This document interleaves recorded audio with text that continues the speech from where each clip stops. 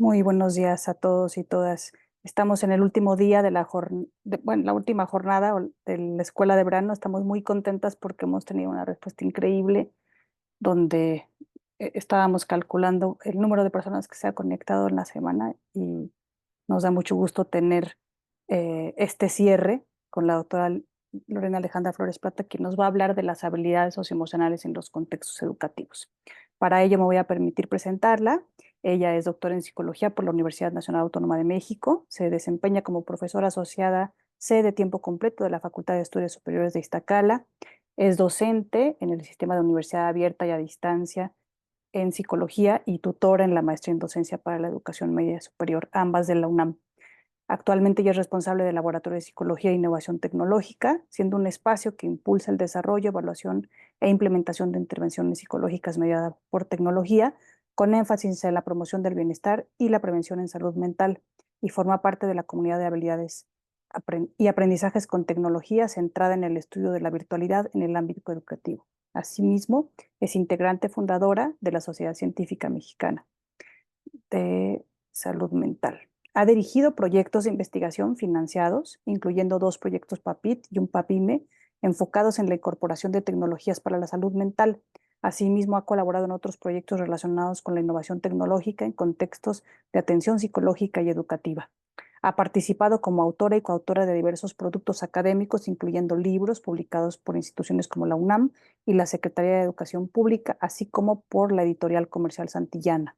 Asimismo, cuenta con artículos científicos y divulgación. Su trabajo ha sido presentado en múltiples foros académicos nacionales e internacionales, contribuyendo a la discusión sobre la innovación en psicología.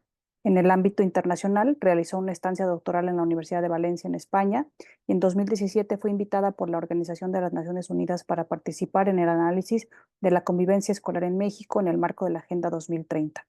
Ha recibido reconocimientos académicos como el primer lugar en el Congreso de la Mujer en la Ciencia y el Premio al Servicio Social Dr. Gustavo Vaz Prada. Forma parte del Sistema Nacional de Investigadores, consolidando una línea de trabajo que articula la psicología, la tecnología y la innovación educativa con impacto en contextos clínicos y formativos. Muchas gracias por estar acá.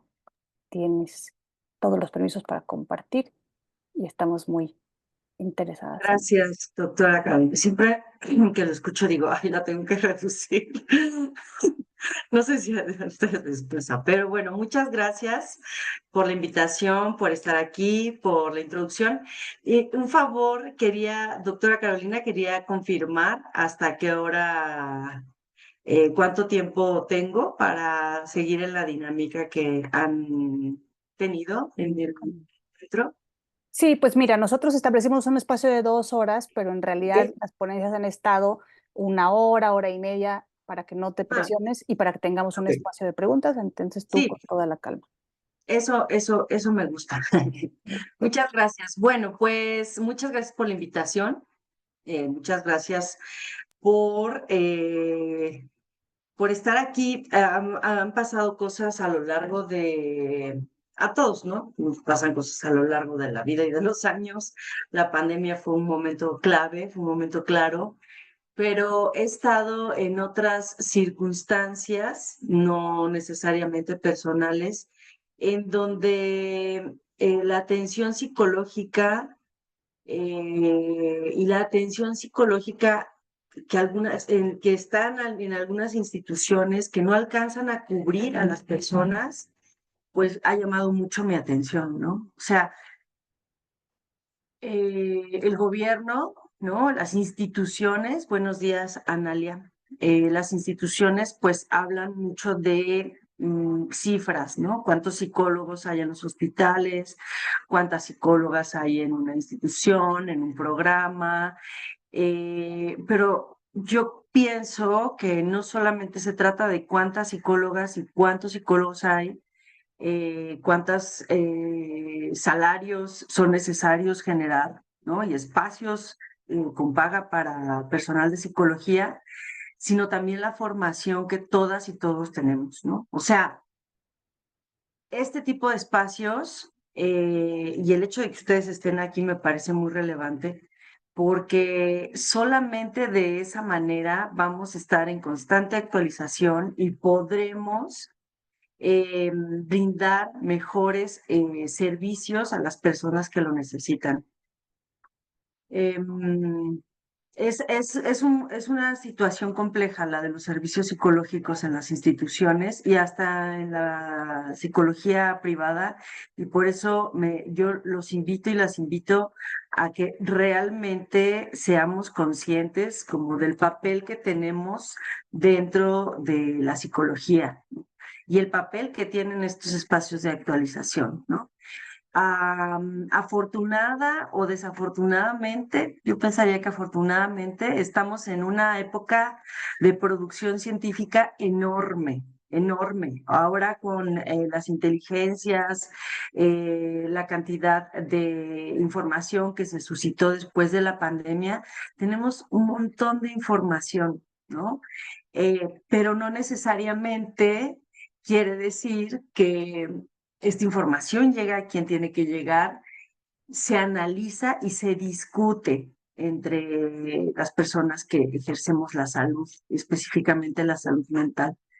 Y quiero enfatizar en el hecho de discutir, no solamente ser agentes pasivos, ¿no? De me llegó esta información y entonces me parece importante y la voy a replicar y ahora escuché de una técnica y la voy a aplicar, sino que podamos reflexionarlo y discutirlo en estos espacios. Bueno, eso me parece que es uno de los principales motores que a mí me motiva para eh, participar en estos espacios, la discusión que se pueda generar en torno a cómo hacer mejor nuestra labor, ¿no? Cómo ser mejores personas y con ello ser mejores profesionistas, desde donde estemos, ¿no? A veces incluso estando separados del ámbito laboral con una paga, pues seguimos siendo profesionistas de la salud mental y la discusión es súper importante. Entonces, dicho lo anterior, a mí me gustaría mucho que hoy lo discutamos, ¿no? Que no nos quedemos en escucharme y que podamos discutir los puntos centrales que tienen que ver con las habilidades socioemocionales, porque hay un montón de información en ese tema, ¿no? Como los que se han visto a lo largo de esta jornada. Y entonces, bueno, pues aterrizarlo, ¿no? Y aterrizarlo para un contexto mexicano. Entonces, mientras voy a empezar a compartir la presentación que trabajé para compartirla con ustedes. Me gustaría saber ustedes de dónde vienen, ¿no? ¿Qué actividades vinculadas con la psicología están realizando actualmente? Además de formarse, estudiar, si hay gente que ya, además de los proyectos en los que se encuentran, ¿no? Proyectos derivados, por ejemplo, de esta escuela de verano, si alguien ya está en consulta privada, si dan clases, si están en una institución, en fin, ¿no? Entonces, pues ahí váyanme comentando, Flavio, Luz, Ana Cristina, Ulises, ¿qué es de ustedes en este ámbito de la psicología? Y bueno, pues yo les quiero hablar de las habilidades socioemocionales, específicamente en los contextos educativos, cómo cómo ha transitado un poco la historia de la psicología y cómo ha impactado en este tema y cómo cada vez tiene mucho más relevancia, aunque no necesariamente tienen horas curriculares. Y esto pues tiene un impacto, ¿no? También en cómo se percibe las cuestiones de las emociones, ¿no? Dice Alejandra, vamos llegando un poquito tarde porque se acaba de terminar la otra conferencia, no te preocupes. Vamos en muy buen tiempo. Juan Ramón, docente, práctica privada, maestro en psicología clínica con orientación psicoanalítica. No alcancé a escuchar que preguntó. Pues nada, que Alejandra, ¿qué de la psicología ejerces? ¿Qué haces desde el ámbito de la psicología? Soy docente de media superior, interesada en el tema. He tenido, por casos que he tenido con mis estudiantes. Ana Cristina, tu opinión sobre Constrúyete va a ser muy importante. No sé cuántos años lleves en la docencia de media superior. área de psicología, universidad, consulta privada, docente, trabajo en atención a estudiantes con discapacidad y neurodivergencias, también lo incluí, Lucía. Buenos días, del Colbach, 17 años, Ana Cristina, hasta sentido así, ya, qué añoranza la de los 17 años, orientador educativo, coordinación en tutorías de nivel licenciatura.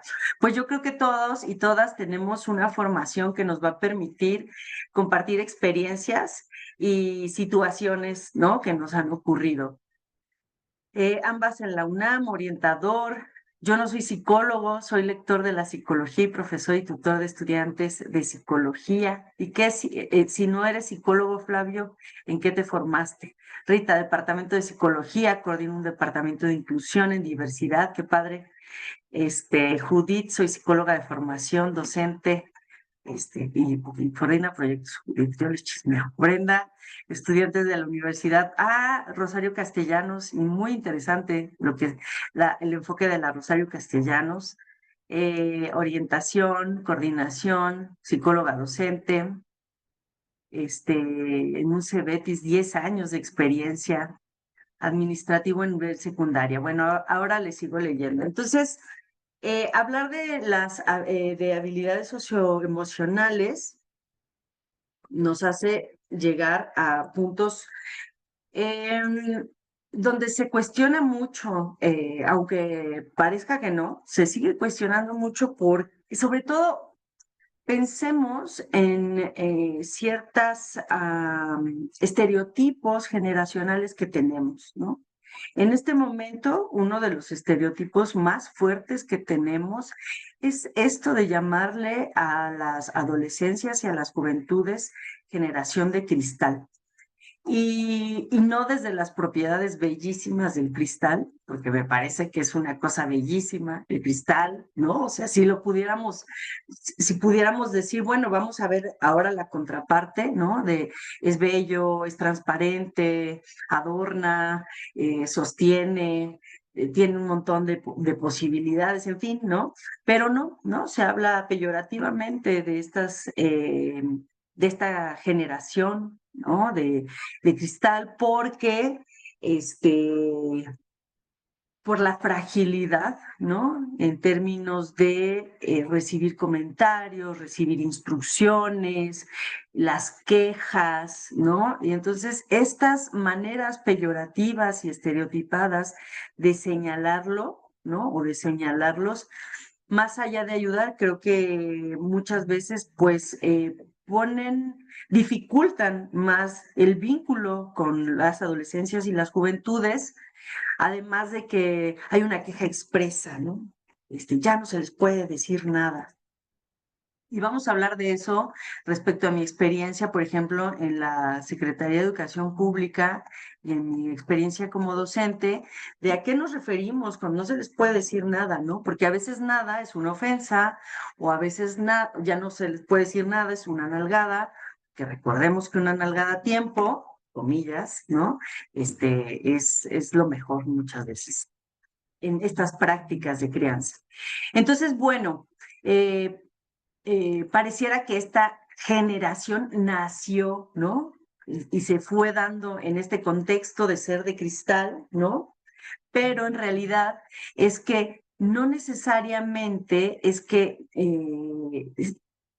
tenga este cuestionamiento de si nacemos o nos hacemos en el ámbito emocional, tiene solamente una respuesta, ¿no? El estudio respecto a la personalidad también nos va a hablar de que tenemos un temperamento y tenemos una carga genética y tenemos un cerebro que manifiesta emociones, ¿no? Las emociones son una respuesta como el parpadear, como el cubrirnos cuando escuchamos o vemos un movimiento cercano muy rápido. Es una respuesta de segundos que nos permite evaluar qué está pasando, ¿no? Y a partir de esto, a partir de lo que mi cerebro registra en ese momento y del contexto y de las personas que me rodean, pues es que vamos a poder reconocer y entender eso Y en algunos casos, los más positivos, vamos a poder regularnos, ¿no? Regular no es como tal algo con lo que nacemos. La regulación emocional es una posibilidad que tenemos para responder ante las situaciones que tenemos en la vida, ¿no? Considerando no solamente el peligro, la amenaza, la situación, sino considerando qué es eso que está pasando y cómo se va fortaleciendo, cómo se va retroalimentando a lo largo de la vida. Y muchas veces encontramos como eh, personas, maestros, directivos, madres y padres de familia que asocian el estado emocional o la respuesta emocional como algo que se va a aprender en la vida, ¿no? O sea, que aprenda a defenderse. Es decir, si hay una situación en la escuela, pensemos en educación básica, si hay una situación en la escuela es, ¿qué pasó? Bueno, pues me molestaron o hubo una situación en la escuela y muchas veces, y por las situaciones de violencia que ahora vivimos, lo primero es, tienes que defenderte, ¿no? Y no se aborda desde lo emocional, desde qué pasó en ese contexto emocional, cómo se sintió esta infancia respecto a aquello que pasó, ¿no?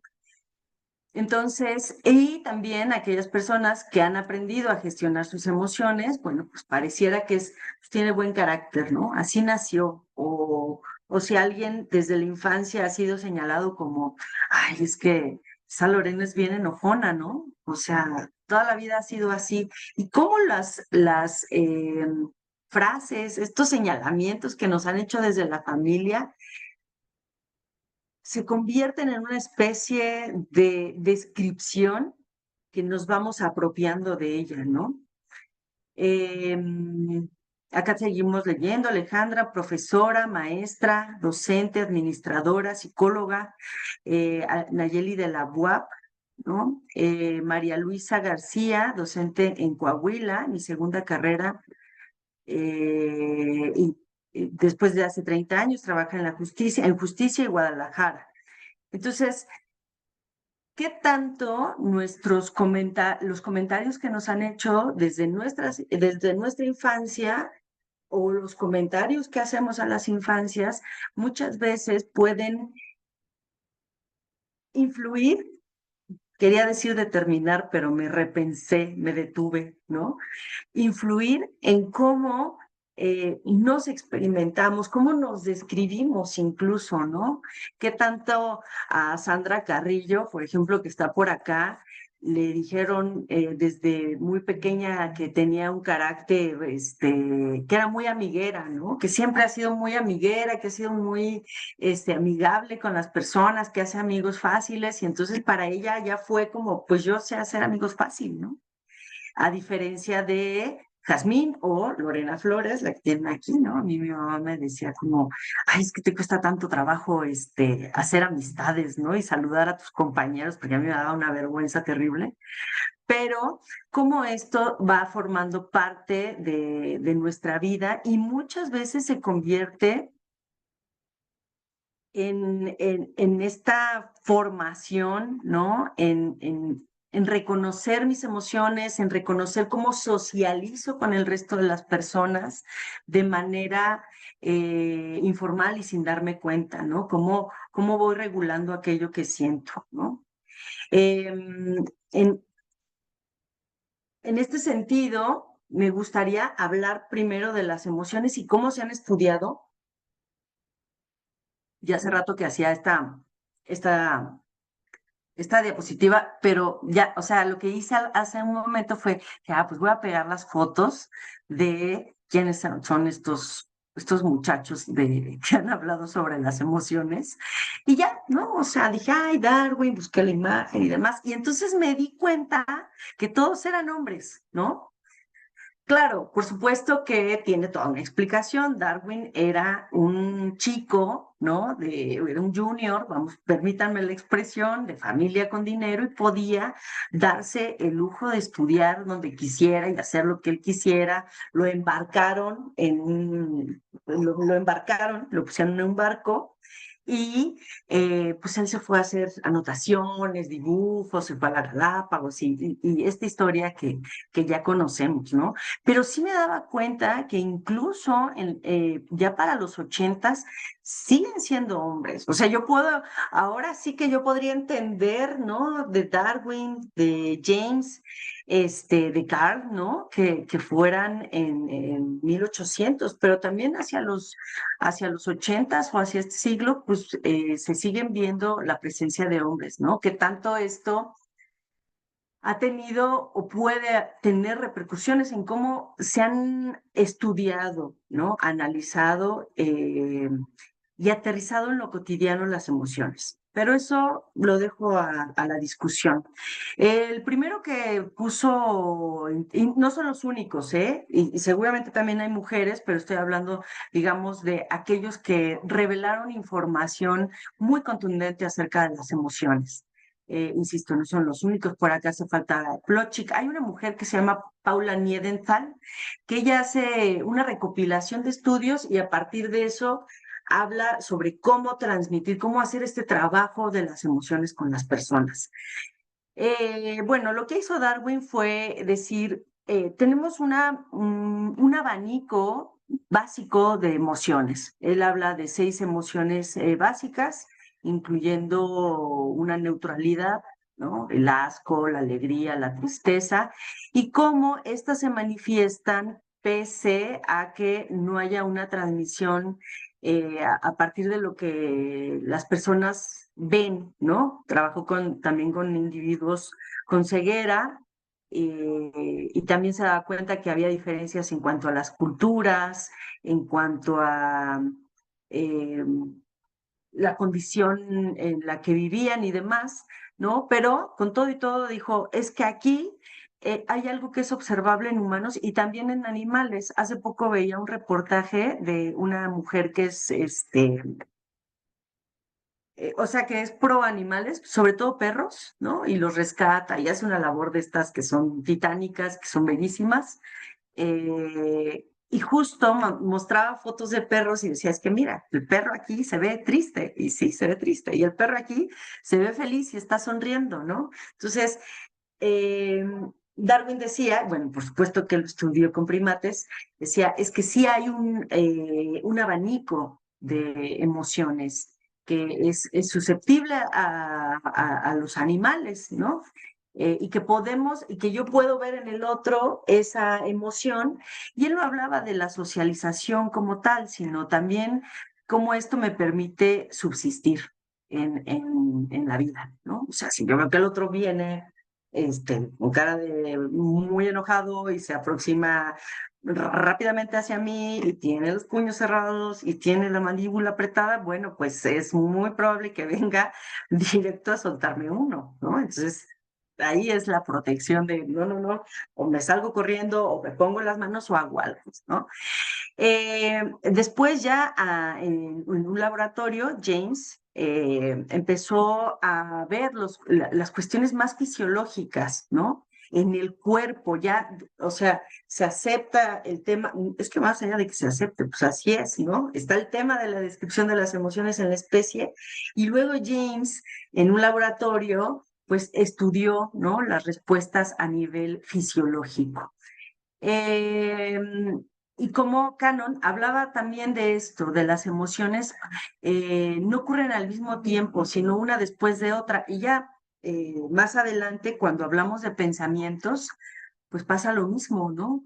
A veces tenemos la impresión, o bueno, no sé si les ha pasado, y por favor escríbanlo, si si no les pasa que estás pensando una cosa tras otra. Por ejemplo, ahorita cuando dije sí, hice el ejercicio de pensar en otra cosa y tuve que hacer una pausa, ¿no?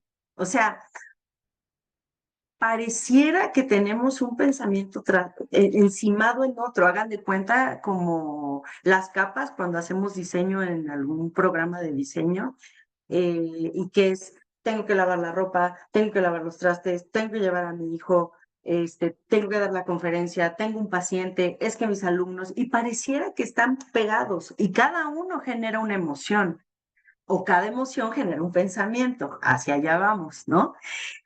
Y la verdad es que con estos estudios se vio que no. O sea, la emoción dura nada, nada, nada.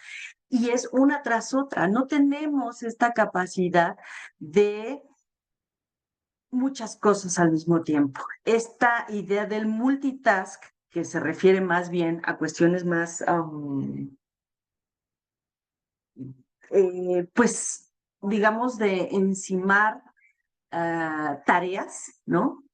Más que multitask al hacer, me parece que es un multitask al encimar tareas y que ya después, ahora la literatura acerca de atención plena nos dice, enfócate en una sola cosa a la vez, aunque una dure muy poquitito, digamos un segundo, como tomar un vaso con agua y sentir cómo me lo estoy tomando y al mismo tiempo estar en una conversación, pero hay que tratar de hacer una sola cosa a la vez, ¿no? Entonces, déjenme ver por acá.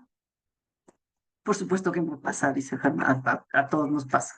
Y creo que entre más años ganamos, o sea, este chiste de la vida adulta, de ya cuando llegas a la vida adulta, se te acumulan las tareas, los pensamientos, las emociones y las circunstancias, ¿no? Y creo, y esto que acabo de decir me lleva a pensar, claro, es en la vida adulta ya cuando se te acumuló la situación que entonces dices, ay, creo que voy a ir al psiquiatra, ay, creo que voy a ir al psicólogo, porque justo mm, en esta idea de poder ser eficientes, humanos eficientes, se dejó al final lo emocional, ¿no? O se suele dejar al final lo emocional, el cómo me siento, el cómo vivo, ya hasta que hay una manifestación a través de enfermedades, a través de situaciones o de circunstancias. Luego Lazarus introduce el componente cognitivo, primero evaluamos el estímulo y de ahí surge la emoción, ¿no? Em, Cuando yo hice mi doctorado, tuve la fortuna de que el doctor Serafín Mercado murió y tuve la oportunidad de que él estuviera en mi comité. Entonces yo tenía un seminario con el doctor Serafín Mercado y solo iba yo. Entonces él me dijo, tu tesis es sobre emociones, bueno, pues tienes que leer todo de emociones y me lo tienes que venir a platicar, ¿no?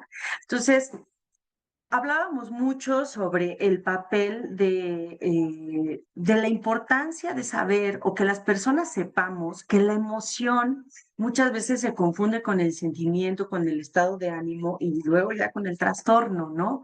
Entonces, en este sentido, la emoción es una situación que acontece, es una situación que viene después de un estímulo y de ahí una evaluación. Y esta evaluación es una base de datos que es como la inteligencia artificial que ahora dicen, es que tienes que, la inteligencia artificial se alimenta de lo que le dices. Bueno, pues la teoría cibernética en torno o la teoría en la ingeniería de cómo se almacena la información funciona así. Si yo evalúo constantemente las situaciones, no sé, eh, la oscuridad, ¿no? Como una situación temida, como una situación de riesgo, eso se almacena y eso almacena mi inteligencia humana, ¿no? Vamos a hacer el símil de inteligencia artificial, inteligencia humana, eso la va almacenando. Y entonces yo voy a estar evaluando de esa manera la oscuridad, ¿no? Por eso la reestructuración de la segunda generación, que ahorita hablaré de eso, y por eso el repensar las cosas cuando estamos en terapia nos permite decir, bueno, pues no toda la oscuridad me va a generar un peligro, ¿no? Que hay de cuando estamos en el cine y ¡pum! Apagan las luces, ¿no? Es porque viene algo espectacular, una película. Entonces, la importancia aquí es evaluar este estímulo, el pensamiento y la emoción, cómo van dando respuesta a cómo vivo yo. Dice por acá, se deja al final las características humanas. Sí, y bueno, sobre todo aquellas que tienen que ver con el bienestar, la tranquilidad, ¿no? Que tanto nos permitimos pues, no hacer nada de repente, ¿no? Nada, o sea, nada más que estar, ¿no? Pareciera que siempre tenemos que o estar leyendo, ver un reel, o estar aprendiendo, estar estudiando, pues también hacia adentro, ¿no? Dice Juan Ramón, recomiendo una autora contemporánea, Eva Iluz, dime si lo leí bien, Intimidades congeladas de Katz Editores, El consumo de la utopía romántica, La salvación del alma moderna, ¿Por qué duele el amor? El fin del amor, una sociología de las relaciones negativas. Entonces, qué bueno que llegaste, Philip. Entonces, bueno, ya más adelante, Ekman e Isaac hablan de las emociones básicas universales, reconocibles, reconocibles transculturalmente en el laboratorio y hacen ejercicios que tienen que ver ya con emociones básicas, emociones complementarias y por ahí más o menos en esa misma época, si no es que hacia los 80s, también hay un investigador de emociones, Plotchik, que va tomando la información y también hace como un círculo de Plotchik donde vienen las emociones básicas y las van poniendo dependiendo el tipo de las emociones, la intensidad y demás. Ekman hizo también una serie de fotografías que están ahí en la red, ¿no? Que hablan acerca de sus experimentos y de cómo analizaban, ¿no? La expresión y la comprensión y lo que el otro veía de las emociones en esas tarjetas, ¿no? Salen personas haciendo gestos emocionales y cómo se reconocían por otras personas, ¿no? Gardner habla ya de las inteligencias múltiples, las inteligencias e intrapersonales. Ya no solamente es aquello fisiológico, aquello que tiene que ver con la evolución humana, ¿no? Sino también cómo me permiten vincularme con los demás y ya se habla de las inteligencias emocionales y de diferentes tipos de inteligencias. También quería comentarles, en este estudio de las emociones, Vizquerra, que lo retomo más adelante, tiene un diagrama que se llama, yo le llamo galaxia de las emociones, y a veces mi mente se aferra a los bautizos que hago de las cosas, pero si ponen Vizquerra, también hace un mapa de las emociones, digamos por categorías, es una cosa muy bonita. Ahorita la busco y se las comparto por acá. Y bueno, ya a partir de los 90s, como veíamos acá, ay no, aquí. A partir de los 80, pues ya se empieza a hablar de las inteligencias, ya se empieza a hablar también de lo social, ¿no? Y esto también quería vincularlo con cómo ha ido la evolución, no me quiero detener mucho en esto, cómo ha ido la evolución de las generaciones en la psicología, en la atención psicológica, ¿no? La primera generación que está centrado en la conducta, en eso que se observa, en eso que podemos ver, medir, ¿no? Digamos, incluso desde afuera, ¿no? Cómo yo puedo ver eso que está ocurriendo. Luego ya hacia la segunda generación, y quiero que veamos que son los 60s y los 70s, ¿no? Que aquí es donde ya no solamente se habla de lo fisiológico, sino también se está hablando del pensamiento y de lo cognitivo y de cómo un pensamiento, eh, el pensamiento y la manera en la que yo voy concibiendo la vida tiene que ver con esta triada, ¿no? Con esta trilogía de situaciones que acontecen, lo que está aconteciendo, lo que estoy pensando y lo que estoy sintiendo. Y en esto siempre hay un otro.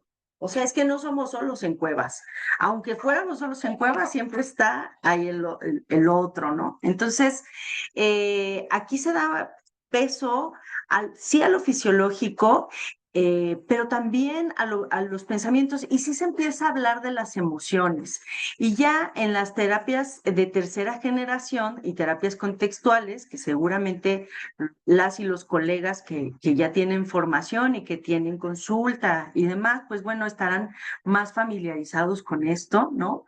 Se agrega un contexto de relacional en donde no buscamos corregir emociones, no buscamos corregir pensamientos, sino a cómo yo me puedo mirar, ¿no? Yo en el contexto en donde estoy, en mi circunstancia y en mi contexto, y cómo yo, Lorena, en mi circunstancia y en mi contexto, puedo regular lo que me pasa en mi mundo interno, cómo incluso soy capaz o somos capaces de tolerar lo incómodo y la importancia también de tolerar lo incómodo. O sea, yo hoy vengo y hago esta presentación, ¿no? Y lo disfruto, o sea, realmente lo disfruto, pero 3 horas antes le paso la presentación y me regreso y le pongo la foto y digo, y no, ¿y qué tal que luego no me voy a acordar? Y hay una parte, pues no diría que de sufrimiento, pero sí de nerviosismo, así de, ¿y si no lo hago bien? E incluso ese malestar, esta sensación de malestar, pues también me permito tolerarlo, me permito darme cuenta que forma parte de mi trabajo, que forma parte de esto que voy a hacer yo hoy, ¿no? Y poder darle un espacio no solamente a mi conducta, no solamente a mis pensamientos, a mis emociones, sino darme un espacio para, mm, para pensarme yo como lo importante más allá de lo que va ocurriendo afuera, ¿no? Pero bueno, quería hablar cómo los años, ¿no? Y ya no lo ligamos a los momentos políticos y económicos de los países, porque también tiene que ver las guerras, los momentos políticos, las carencias, las situaciones que nos pasan a nivel mundial como especie y como humanidad para estudiar qué cosas, ¿no? Eso también tiene mucho que ver. Dice, ¿cuál te impactó más? Bueno, aquí ya están en lo de los libros. Llegó Alma, que se le fue la luz. Bienvenida. De la Escuela Nacional Preparatoria, número 1, que siempre he pensado que en estas, ¿no? Más allá de luchas, sí lo pienso como diferencias muy enriquecedoras en cuanto a cómo se estudia la media superior, cómo se experimenta desde las currículas de la SEP, desde los currículas de las prepas o de los SHs o de los artísticos o de los tecnológicos, los marítimos y demás. Pero bueno, llegamos a los 90s con su música, la música que representó a esta época. Me parece que en los 90s se empieza a hablar mmm, mucho más de las emociones, ¿no? De lo que va ocurriendo acá, ¿no? Y hay autores y hay momentos en los que se vuelve muy importante lo que se está abordando, ¿no? Yo pienso que de los autores, digamos, más robustos que pusieron, ya saben, como esta idea de pusieron la primera piedra, ¿no? Para los castillos, digamos, para esta casa llamada habilidades socioemocionales, este castillo llamado habilidades socioemocionales, fueron Salovey y Mayer. Ellos desde la ciencia, ¿no? Hablan de la inteligencia emocional, ¿no? De la percepción, de cómo se integra la emoción y la cognición Y bueno, también cómo se puede medir, ¿no? Uno de los más conocidos y que también es de los noventas y a la fecha se retoma y se ha retomado en muchas escuelas, creo que también porque se hizo un muy buen trabajo editorial, ¿no? Aquí en la ciencia, por ahí dicen que, ¿se acuerdan de este experimento que habla de genética sobre los guisantes o los chícharos, ¿no? Que hizo Mendel, ¿no? Pues resulta que ya después el chisme era que no había sido Mendel quien descubrió, que fue el primero en hablar en esto, fue el primero que lo publicó. Y a él se le dio este mérito de hablar de los guisantes y de los colores, de las formas y demás.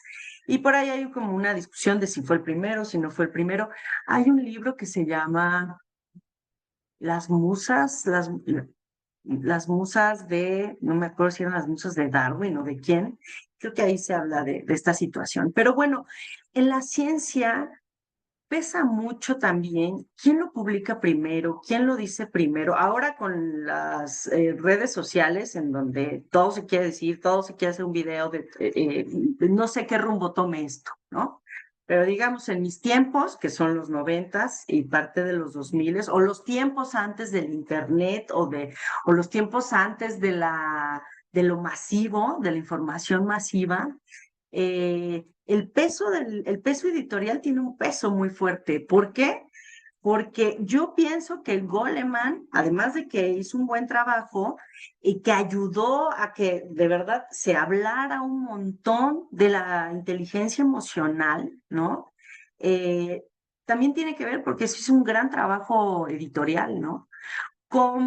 El libro de Goleman es un libro mucho más sencillo de leer que si, esto luego me desobedece, ¿eh? Me desobedece. Por ejemplo, si el libro de Darwin de las emociones es muy fácil de leer, por cierto. No así el de James, ¿no? Que ese es un poco más complejo. Entonces, en el caso de Goleman, retoma todo esto que ya se había hecho y con un trabajo editorial muy bueno, y creo que él también es un gran comunicador del tema. Habla ya de la inteligencia emocional, ¿no? Y lo pone en un modelo muy práctico. De hecho, en muchas escuelas, sobre todo a nivel básico, se incorporó, ¿no? Como un sustento, ¿no? Para lo que se iba a hablar de las emociones. Después va on componentes e interpersonales. Se habla del estrés, de la adaptabilidad y se hace un instrumento propio. Luego ya para el inicio del siglo XXI, Vizquerra es Vizquerra, que de hecho creo que vino el año pasado a México. Es de los, digamos, consentidos al hablar de las emociones. Él ya no habla de inteligencia emocional porque ya después se hablan de otras inteligencias, ¿no? Eh, Sino de componentes. Habla de 5 bloques y él habla mucho más de cuál va a ser, hablemos del bienestar, ¿no? No solamente hablemos de un componente que para hacer un checklist, ¿no? De Lorena, pues sí lo tiene, esto no lo tiene, esto sí lo tiene, ¿no? Sino cómo el hablar de las emociones, como el hablar, el llevarlo a las aulas, el llevarlo a los espacios en donde convivimos, nos va a acercar y nos va a llevar al bienestar. Hay alguien le rayó, muchas gracias.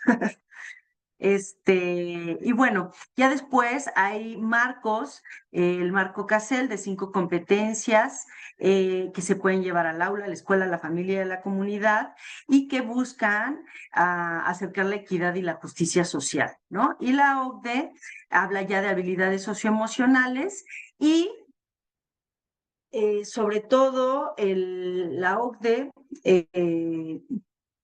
pues es un pilar que favorece el hecho de que las instituciones lo puedan retomar para llevarlo tanto a las escuelas como a los trabajos, como a las empresas, como a las comunidades. Dice, no puedo visualizar el mensaje del chat que habían preguntado. Supongo que ahí lo puedes buscar, Alma. No sabría ahorita decirte, pero ahorita regresamos al chat y te ayudo. Ahora, un poco lo que les había dicho, están estos modelos, están estos autores y algo con lo que nos hemos enfrentado, no sé si puedo yo borrar eso que pusieron, ese círculo. Ah, muchas gracias, muchas gracias. El sesgo cultural de los modelos. Bueno, estos modelos nacen en contextos anglosajones. eh, lo cual, pues, muchas cosas nacen en contextos anglosajones. El dinero que tenemos para hacer investigación no siempre es el que, el que queremos o el soñado, ¿no? Además de que, pues digamos, muchas veces en México estamos atendiendo lo urgente y lo importante, pues muchas veces pasa a otro plano, ¿no? Entonces, es muy importante que sepamos que estos modelos son fundamentales, que son, bueno, anglosajones e ibéricos, ¿eh? Esquerra es ibérico. Estos modelos son necesarios, pero que es importante que pasen por un filtro de análisis, de discusión y de investigación que nos pueda ayudar a situarlos en contextos mexicanos. Porque si no, es como ver un reel de alguien que te dice, bueno, si tienes ansiedad, todas las mañanas vas a meter tu cara en un balde lleno de hielos, ¿no? De agua con hielos. Y con eso se te cura la ansiedad. Pues son consejos descontextualizados, son consejos que, pues que no sabemos de dónde sacaron esa información, si aplica para todos, si realmente alguien se tomó, ¿no? La molestia de decir, bueno, vamos a hacer esta investigación y si tienes una comorbilidad te puede ir peor o te puede ir mejor, en fin, ¿no? Entonces, es muy importante que aquello que hablemos sobre las emociones y las habilidades socioemocionales, pues estén en un contexto centrado para México. Y además que estos contextos, pues sepamos que todavía habrá que hacer precisiones para comunidades indígenas, rurales, con algún tipo de discapacidad o con algún tipo de circunstancia. Nosotros, bueno, mi trabajo ha sido en el LAPSIT, en el Laboratorio de Psicología e Innovación Tecnológica, y trabajamos mucho con tecnologías.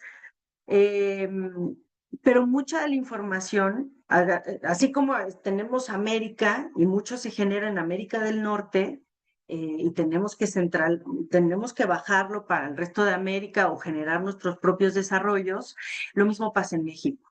Mucha información está centralizada. Lo que pasa, Ciudad de México, Estado de México, en las ciudades, ¿no?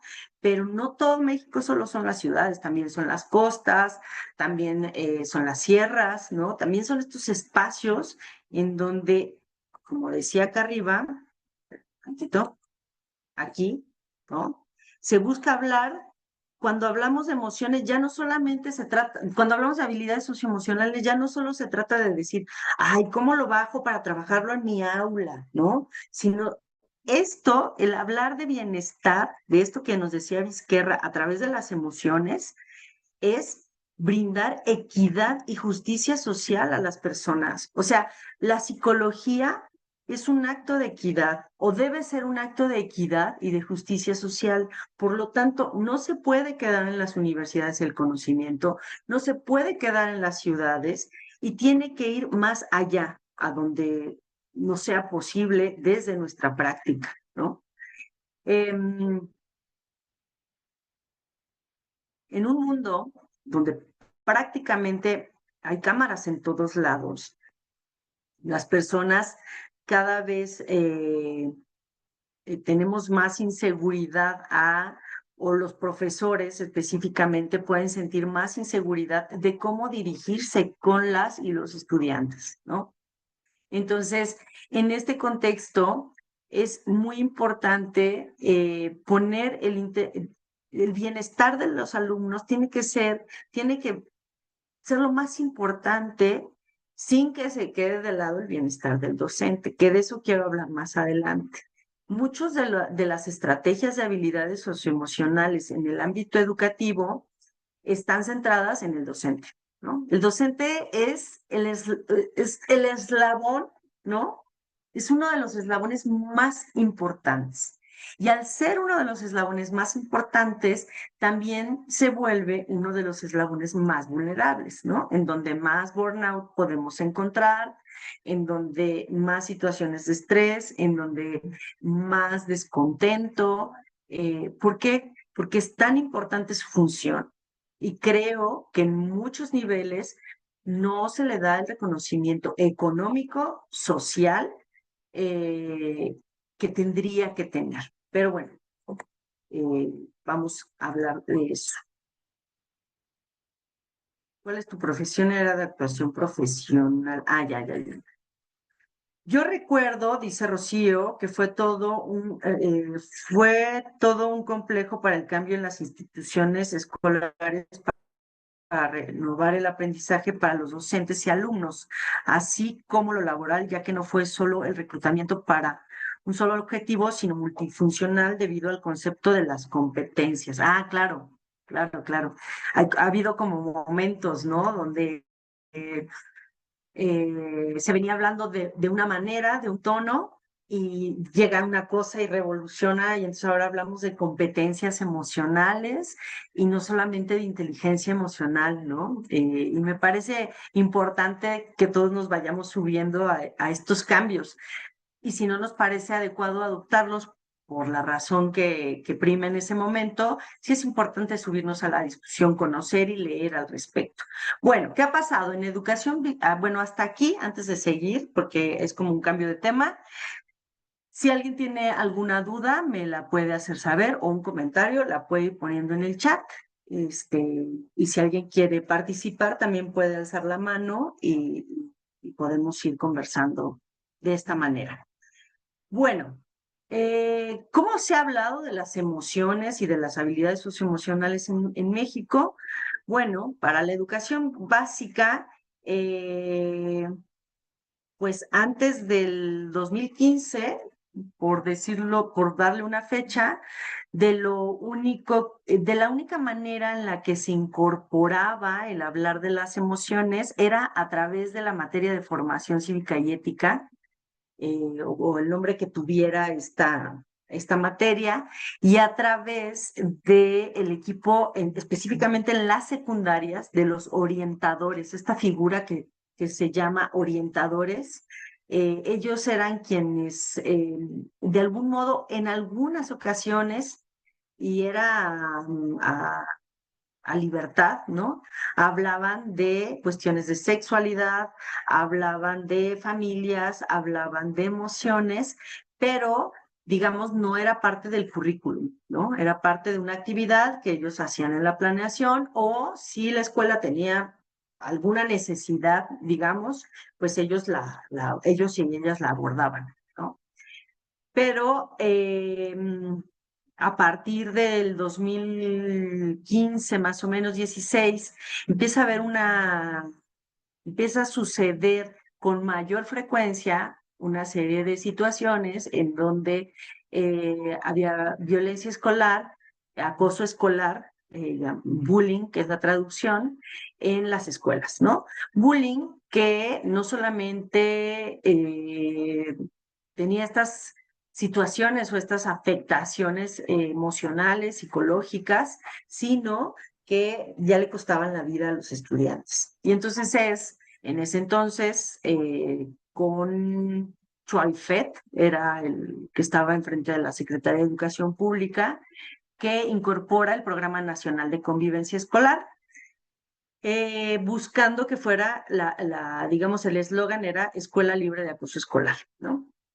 Entonces, el Programa Nacional de Convivencia Escolar, del cual formé parte desde que inició hasta que evolucionó con la entrada de Morena al gobierno, bueno, pues abordaba 6 pilares, ¿no? Que iban desde autoestima, mis compañeros, manejo y comprensión de los acuerdos y reglas, familias,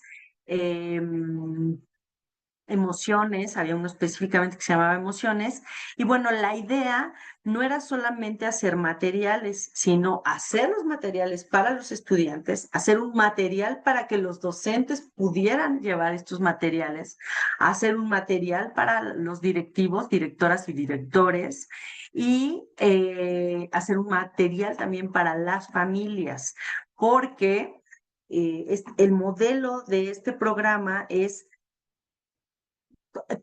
todas las personas involucradas en la crianza de una infancia, de un adolescente o de un joven, tienen que estar involucradas todas las figuras. Si tú haces una intervención y no consideras el resto, va a tener mucho menos impacto. Ahora, claro, no iban todos los padres, no iban todas las madres, no iban todos los docentes iban así. Ah, porque además de hacer los materiales, hicimos una capacitación nacional en las 32 entidades federativas para decir, así se aplican estos materiales. Fue una gran labor y algo muy importante que ocurrió es que ya tenía un tiempo determinado en en la ruta del currículum. Es decir, de tal hora a tal hora se ve esto. Era una hora y podía no verse. O sea, seguía siendo bastante poco claro cómo se insertaba, ¿no? Y bueno, en la actualidad, en la nueva escuela mexicana, siguen los materiales y hay un componente socioemocional y, bueno, se colaboró con la UNICEF. La nueva escuela mexicana tiene la particularidad de integrarlo.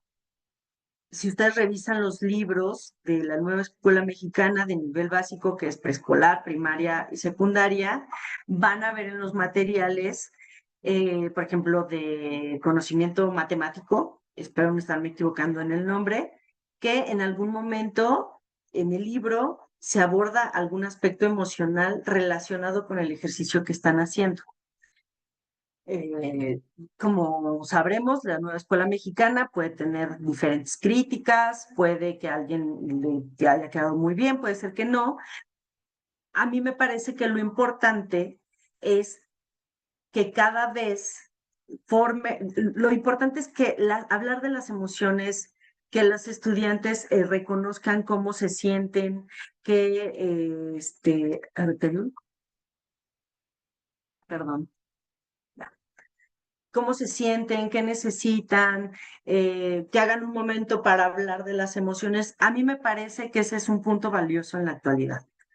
Se irá mejorando, espero. Estará dentro de la currícula, me parece indispensable, ¿no?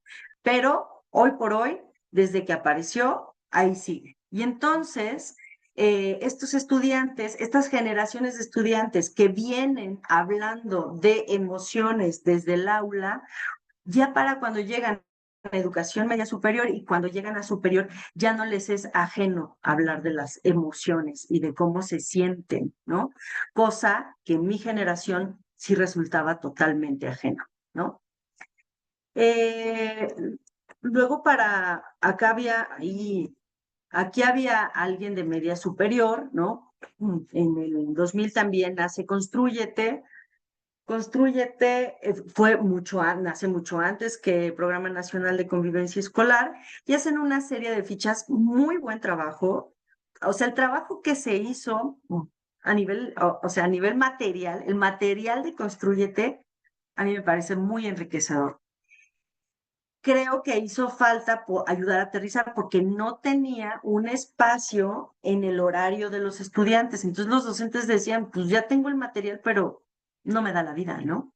O sea, no sé dónde ponerlo, no sé cómo ponerlo, y entonces pues era un poco a decisión, ¿no? Algunos lo ponían, algunos no lo ponían, para los estudiantes les era muy ajeno, sobre todo en la etapa de vida en la que estaban, les era complicado.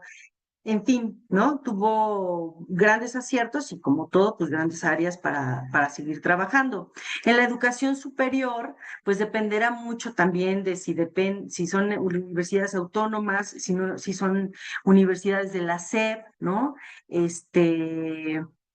Si tienen tutoría, ¿no? Por ejemplo, ahora tenemos en la Universidad de la UNAM, pues varios proyectos y programas en donde los estudiantes pues se van sumando, ¿no? Para hablar de esto. Y entonces pareciera que hay un vacío en la consolidación que existe entre básica, media superior, para cuando llegan a la educación superior.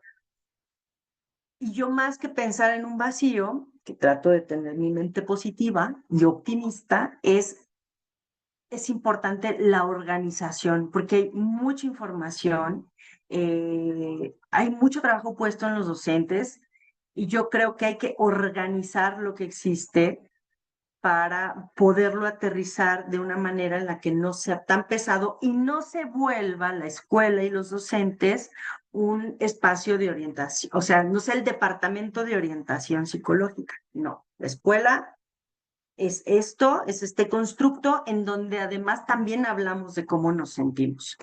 Pero, esto ahorita no. Quiero hablar de aquí.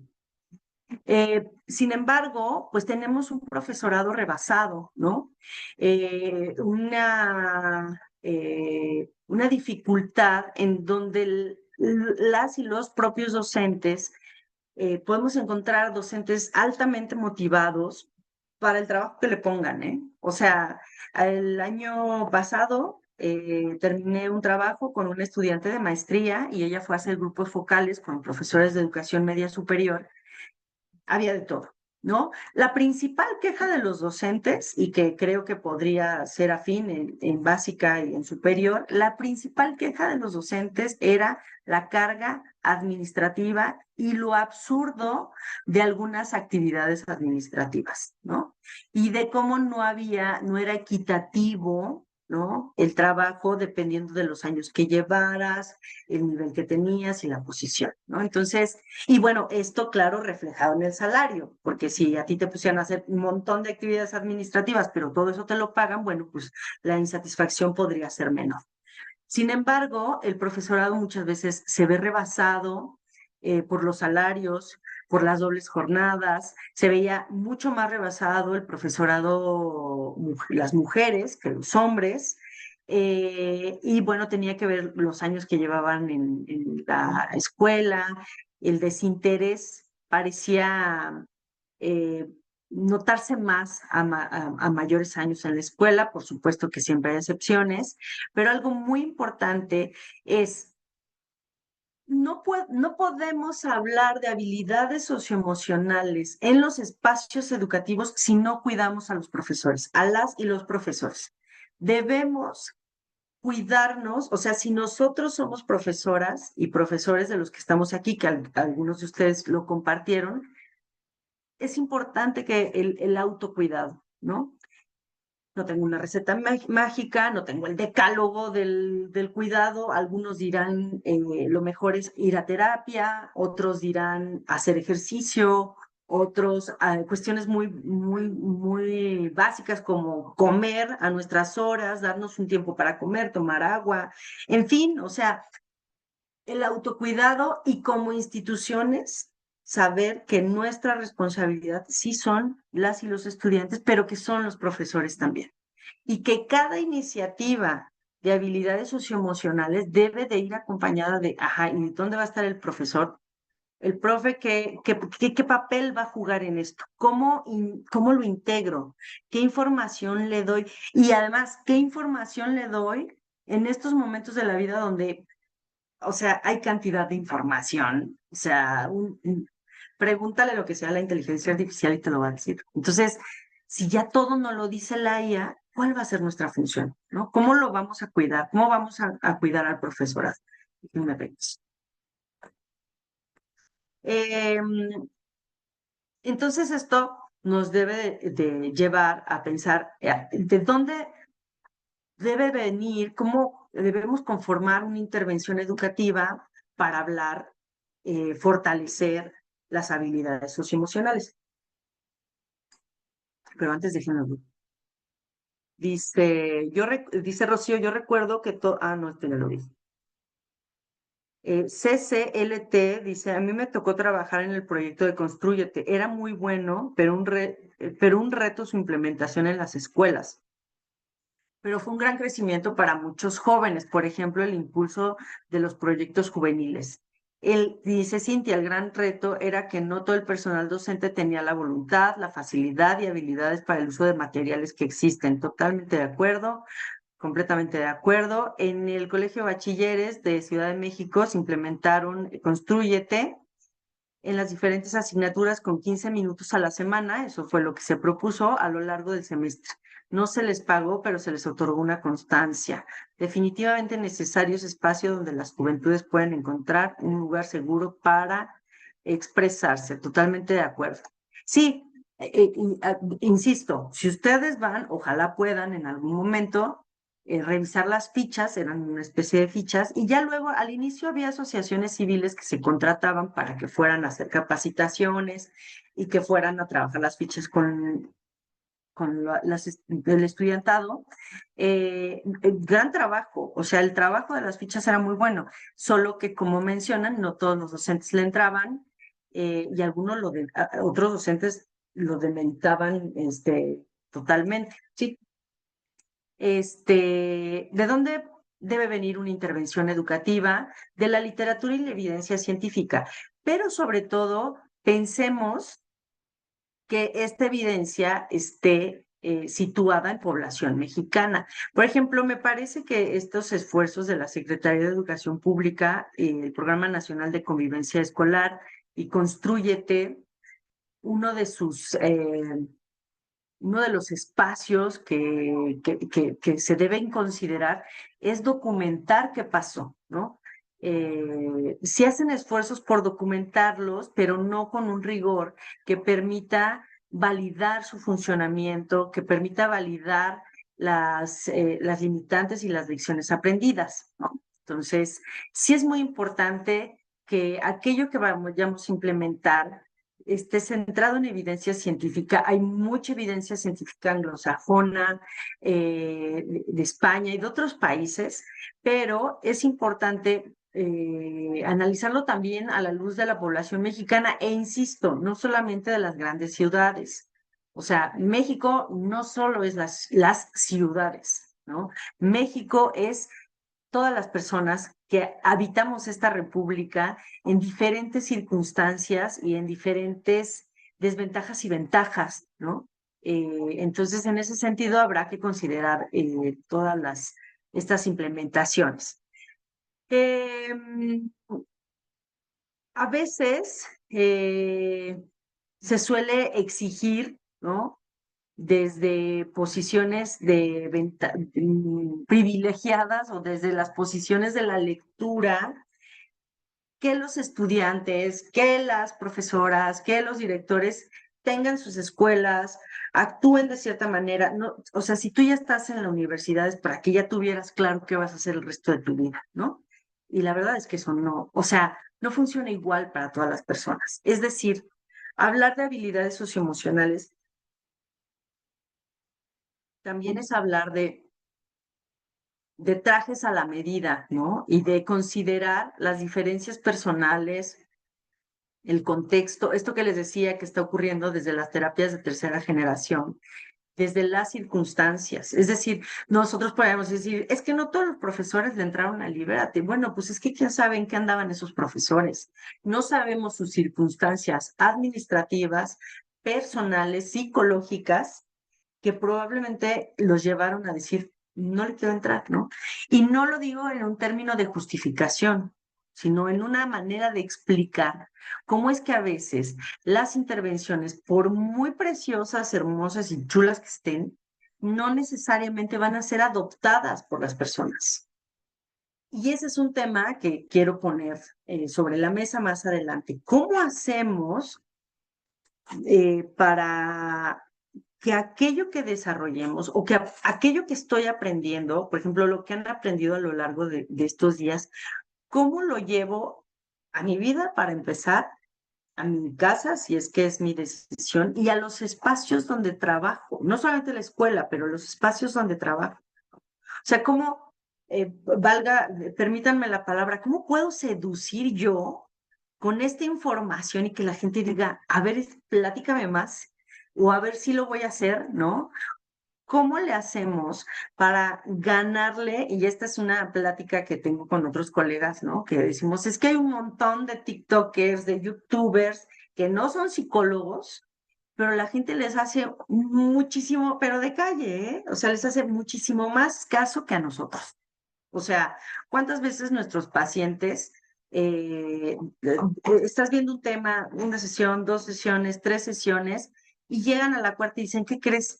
Que acabo de hablar con mi prima y me dijo esto que estuvimos hablando, y fíjate que mi prima tiene razón, ¿no? Y tú dices, ok, está bien, ¿no? No importa la vía, llegó, ¿no? O sea, ocurrió esta reestructuración de eso que veníamos platicando. Pero a veces el problema es que estas personas que tienen tanto poder de convencimiento dicen cosas muy absurdas y muy irresponsables. Entonces, sí es la literatura, es la ciencia en de pensarlo en cada etapa del desarrollo, que esa dieta para bajar de peso que le funcionó a mi prima, no sé si me funciona a mí, porque no tenemos la misma edad, porque no comemos lo mismo, porque no es el mismo cuerpo. Lo mismo pasa acá. Yo le puedo decir a Héctor como, oye, fíjate que a mí me funciona levantarme todas las mañanas y agradecer por lo que tengo, meter mi cabeza, mi cara en hielos y inicio el día increíble. Sí, pero quién sabe si a Héctor eso le funciona. Por el cortisol, por donde vive, porque convive con tal. Las situaciones son, las situaciones y la etapa del desarrollo hacen la gran diferencia. Y las condiciones de mi cuerpo son otras, ¿no? Debemos de considerar la experiencia docente y lo institucional, ¿no? Es decir, a veces llegamos con los docentes y con los estudiantes a decirles qué tienen que hacer, cómo lo tienen que hacer. Y yo digo, los docentes llevan mucho tiempo hablando de habilidades socioemocionales, aunque no lo hayan documentado, ¿no? Aunque no tengan toda una estrategia, o sí tienen una estrategia, pero la tiene Cintia en su escuela y su grupo, ¿no? Los demás no sé lo que hagan en su grupo, pero yo incorporo las emociones de esta manera, ¿no? Y me he documentado y lo he hecho así. Entonces, sí es muy importante que escuchar a las comunidades, escuchar a esa comunidad con la que yo voy a trabajar y decir, ¿ustedes cómo lo han trabajado? ¿No? Si es mi grupo de primera vez, es, ustedes a lo largo de su vida académica, ¿qué profesores han tenido que han incorporado el hablar de emociones y cómo lo han hecho? ¿Qué es lo que sí les ha gustado? ¿Qué es lo que no les ha gustado? ¿Cómo quisieran que se haga en esta ocasión? ¿No?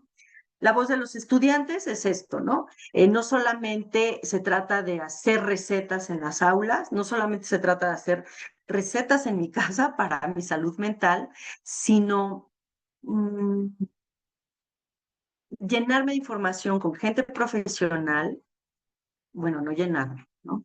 Tener información, acudir con profesionales e ir estructurando algo que vaya conmigo, que vaya con mi familia, que vaya con mi cuerpo, que vaya con lo que yo he vivido. De repente hay personas que están en un proceso de trauma o de trauma complejo. Pareciera que hay psicólogos o personas que tienen prisa, ¿no? O los procesos de duelo es un mejor ejemplo, ¿no? Alguien que acaba de perder a alguien muy cercano. Entonces, pareciera que la intervención psicológica tiene que ser, pues que ya se sienta bien, ¿no? O sea, que ya esté incorporado, ¿no? En la dinámica de su vida. Y yo digo, bueno, ¿cuál es la prisa, ¿no? Posiblemente hay personas que muere la misma figura, la abuela materna, ¿no? Y haya quien diga, bueno, pues murió mi abuela, ¿no? Muy triste, y bueno, pues ya se incorpora a la vida, ¿no? Pensándola, añorando, pero hay personas que eso las puede o les puede derrumbar. ¿Por qué? Pues porque había una historia, porque fue quien la crió, o qué sé yo, ¿no? Entonces, no es la misma circunstancia la de todos. Y yo creo que una de las cosas más importantes que tiene que ver con el punto 2 es evitar la prisa por la prisa en los contextos emocionales y psicológicos. No es un buen aliado la prisa en los contextos para hablar de las emociones, ¿no? Me parece que el ritmo se va marcando dependiendo de las necesidades, el trabajo que se va haciendo, ¿no? Con quién lo están trabajando también. Bueno, hasta aquí dicen, sí, las intervenciones deben adaptarse al contexto de cada espacio educativo. Y Ulises dice, de igual manera, tomar en cuenta los medios y los recursos, claro. O sea, de repente, y yo lo he hecho, ¿eh? De repente a mí se me hace como muy sencillo decir, oye, vamos todos a terapia. O sea, no se hagan, ¿no? De como psicólogos debemos ir a terapia, como maestros. Y yo digo, hoy por hoy, ¿cuáles son las posibilidades económicas y de tiempo? Porque la gente dice, bueno, no tienes dinero, vete al seguro, ¿no? Vete al ISSSTE, vete a... Y yo digo, sí, sí hay psicólogos y seguramente hay psicólogos muy buenos, pero sabemos que hay una lista de espera, que hay que irse a formar y no hay problema, uno lo puede hacer, pero quizá otra persona no. Y quizá otras personas prefieren un medio privado para atender su salud mental, pero esto les va a suponer una cantidad mensual importante. Entonces, claro, los recursos de cada quien también van marcando eh, cómo vamos configurando la atención de la salud, ¿no? Estos determinantes sociales, ¿no? Quizás si yo digo, ay, no vayan, pero en la comunidad pues hay un doctor, no hay un psicólogo, ¿no? Dice, ah, sí, pero ya está la telepsicología, sí, pero tampoco hay buen internet. Entonces, es muy importante ser sensibles a estas situaciones que pueden dificultar el acceso. Dice Erika que recuerda que los padres de familia participábamos en las actividades, pero íbamos muy pocos padres de familia. Estoy convencida que los padres y estudiantes que participamos en el programa Construyete nos dejó un gran aprendizaje. Ulises dice que los docentes son la primera línea de contacto que tiene la institución con los estudiantes. Teresita, las terapias de tercera generación, la teoría de marcos relacionales ayudarían mucho si se aplicaran en las escuelas para, ah, para transformar la atención a la comunidad estudiantil e incluso los docentes. Es que la primera intervención viene de la amiga o como usted dice, de las redes. Ahorita vamos a hablar de esa primera, bueno, de ese no, no sé si es la primera y no sé si es una intervención, pero al menos es un espacio de comunicación a donde se puede hablar de salud. Y sí, la contención que hacen los amigos o las redes de apoyo me parecen muy importantes, aunque no tendría que ser nuestro único mecanismo, ¿no? De apoyo. Y aquí viene la pregunta. ¿Cómo lograr que las y los estudiantes realmente usen aquello que hacemos, ¿no? Aquello que estamos diseñando para para hablar de las emociones, ¿no? Tiene que haber una relevancia percibida, no solamente desde la explicación, ¿no? No solamente desde la exposición. En algunas asignaturas que he dado en la universidad, eh, y algunos estudiantes para algunos ejercicios prefieren la elaboración de talleres, ¿no? Dicen, no, voy a hacer un taller. Y yo digo, ojo, de repente hemos pensado que los talleres, eh, desde la construcción, desde yo, un profesionista que construye talleres, es mi mejor opción. Y yo digo, ojo, ¿por qué? Porque debemos de replantearnos a qué nos referimos con dar un taller, ¿no? Y yo lo insisto mucho porque pareciera que dar un taller es, por ejemplo, un taller de qué, de emociones, ¿no? Entonces yo voy a hacer mi presentación y voy a decir las emociones son esto, voy a decir cuáles son las emociones básicas, voy a presentar unos diagramas, voy a poner un fragmento de la película de intensamente. Les voy a dejar que escriban en una hojita cuáles son las emociones que están sintiendo en ese momento y les voy a explicar y explicar y explicar y explicar. Y yo digo, no. O sea, un taller es un trabajo de los que a mí más me gusta hacer, pero tiene toda una estructura diferente a lo que, por ejemplo, yo estoy haciendo en este momento, ¿no?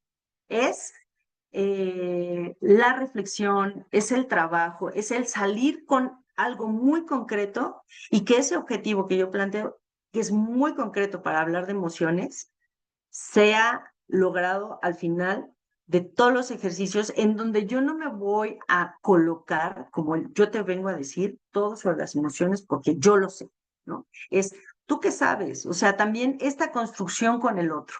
Yo pienso que trabajar con estudiantes es, ¿a ti qué te ha pasado, no? ¿Y cómo lo has manejado? ¿Cómo, o cuál fue la peor estrategia que has utilizado que dijiste, no la vuelvo a usar y la volviste a usar o te volvió a pasar, porque así ocurre en la vida? Y entonces involucrar, ¿no? No solamente llegar y presentar, no solamente llegar y exponer, sino construir, por eso el nombre de Constrúyete, pero se trata de construir en comunidad el conocimiento. Consistencia y repetición. Si solamente yo incorporo el hablar de emociones al inicio o al fin de semestre, pues será importante, pero no va a haber un cambio importante en esa comunidad, en ese grupo, en ese espacio, ¿no? Modelamiento adulto, el docente lo desarrolla primero o lo intenta o lo pone en práctica, también para ver que eso no me funcionó, ¿no? O no me salió o sí me salió, ¿no? Y algo importante, sin estigma y sin evitarlos y tratando de cuidar al grupo de los juicios. Y a mí me gusta pensar mucho en un concepto que es la compasión, en términos eh, de dejarnos de dar tan duro, ¿no? O sea, de dejarle de dar tan duro a la gente que está ahí enfrente haciendo un esfuerzo, hablando de sus emociones o trabajando un tema, o yo dejándome de dar tan duro, a veces por cosas eh, pues tan pequeñas como que se te caiga, se te rompa la taza, o como que participaste para que te dieran un trabajo, una, una beca, un aumento de puesto, no sé, cualquier cosa, y no te lo dieron. A veces creo que nos hemos vuelto muy exigentes y muy duros con la sociedad. Nadie se equivocó. No es posible. Si era el maestro, él tenía, o la maestra ya tiene la obligación. Digo, bueno, si tiene la obligación, pues no, pero hay situaciones que no todas se pueden cumplir. Y ojo, es muy importante en estos momentos de la vida que la explicación no se vuelva la justificación, ¿no? Y que la justificación no encubra violencias o que no encubra situaciones legales, ¿no?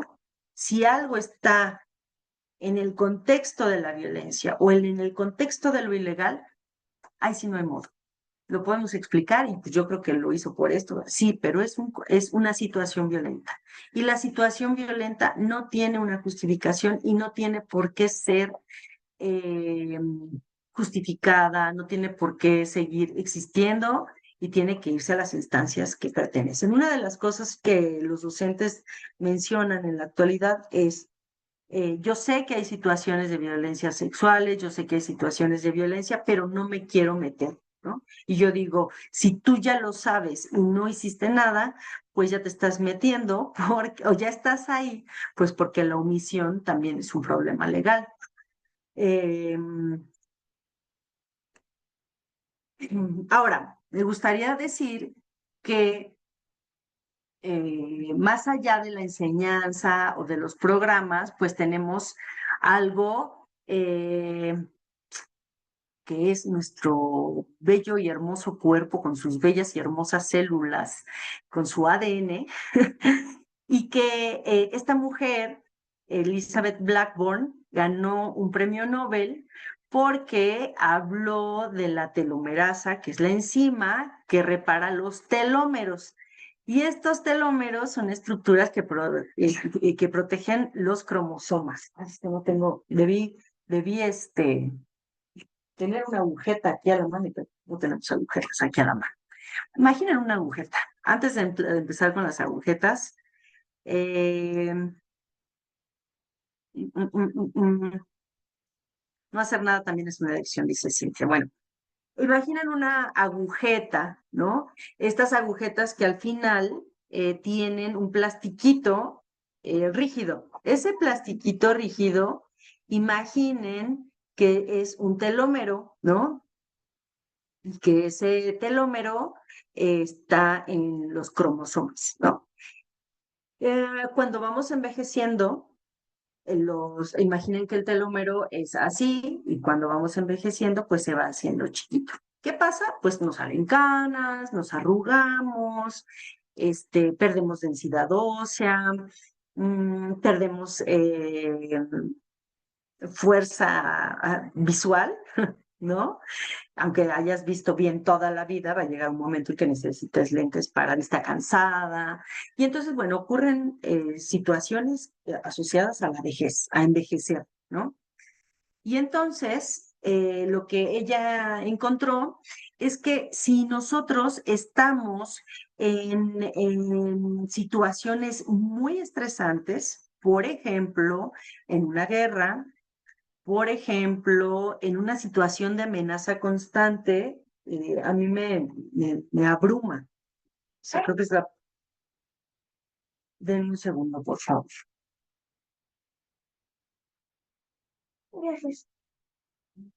Perdón.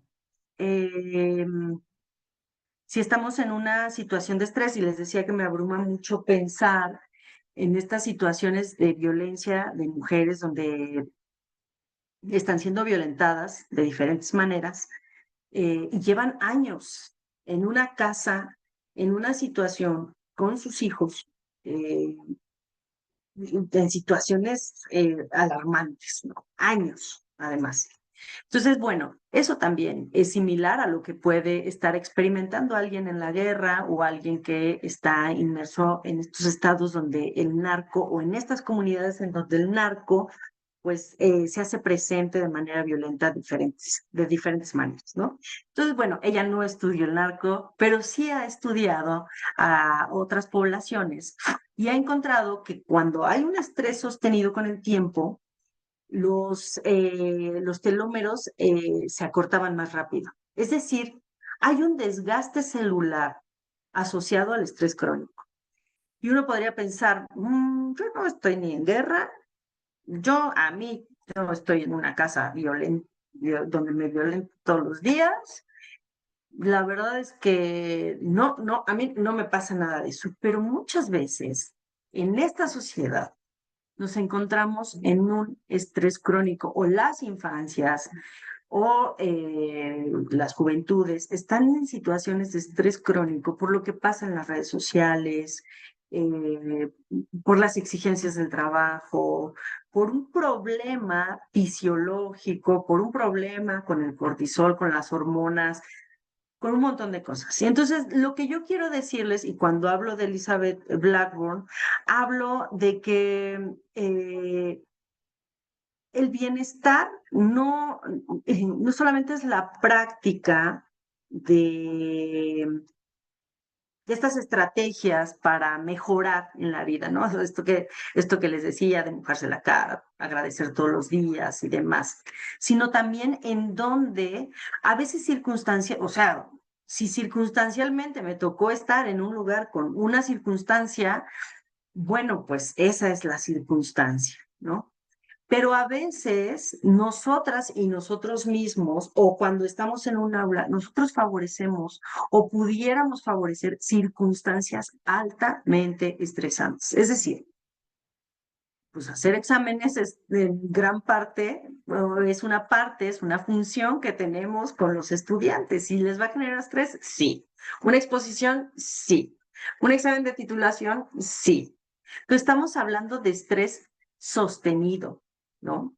Entonces, esto que hagamos por nosotros diariamente sí va a hacer la diferencia en nuestra vida y sí va a ser nuestra vida incluso a nivel celular. O sea, lo que hacemos por nosotros o lo que no hacemos por nosotros en la vida, en el día a día, sí va a impactar a nuestras células, sí va a impactar la manera en la que vamos a envejecer, sí va a impactar, imagínense que nuestra carga genética tengamos como no sé si han visto como estas apagadores, ¿no? Como de los edificios, que es como una cuadrito o un rectángulo con apagadores, ¿no? Entonces ahí dice diabetes, hipertensión, cáncer, y una serie de apagadores que están ahí, ¿no? Y muchos pues, pueden estar ahí apagados. Es más, podemos morir y ese apagador va a quedarse apagado. Pero hay una serie de circunstancias y hay una serie de situaciones en la que vivimos que eso va a hacer que se vayan encendiendo esos interruptores, ¿no?